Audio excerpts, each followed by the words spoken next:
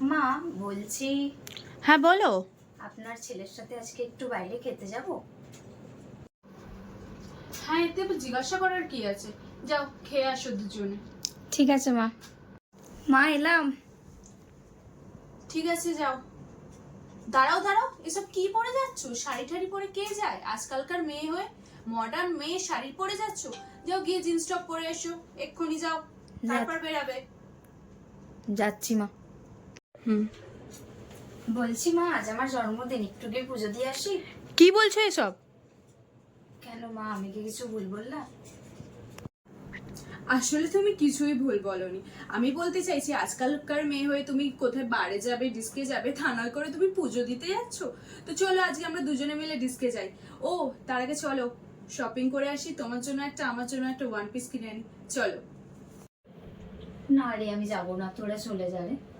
ঠিক আছে, রাখছি। হ্যাঁ, কে ফোন করেছে সুমি? কোথায় যাবে না বলছো?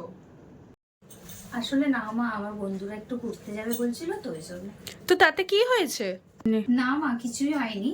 আসলে ওদের একটু বাইরে গিয়ে মদ সিগারেট চলে তো, তাই আমি বারণ করলাম। এইসব আবার কোনো ব্যাপার নাকি? এই মদ সিগারেট জানো, আমি একটা সময় বন্ধুদের সাথে কত খেয়েছি, এখনো খাই। একদিন ভাবছি তোমাকে নিয়েও বসবো। তো যাও বন্ধুদের সাথে ঘুরে এসো, এনজয় করে এসো। আসলে মা, আমি তো ভাবলাম আপনি এইসব একদম পছন্দ করেন না, তাই আমি বারণ করে দিয়েছিলাম। ঠিক আছে মা, যাচ্ছি। থ্যাংক ইউ মা। শোনো, বলছি যাওয়ার আগে না কিছু ভালো ভালো ড্রেস নিয়ে যেও।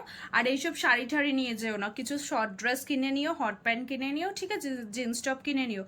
আর আজ থেকে না প্লিজ এই গায়ে মায়ে ঢাকা দিও না। আর আমাকে প্লিজ মা বলে ডেকো না, মম বলে ডেকো, ঠিক আছে?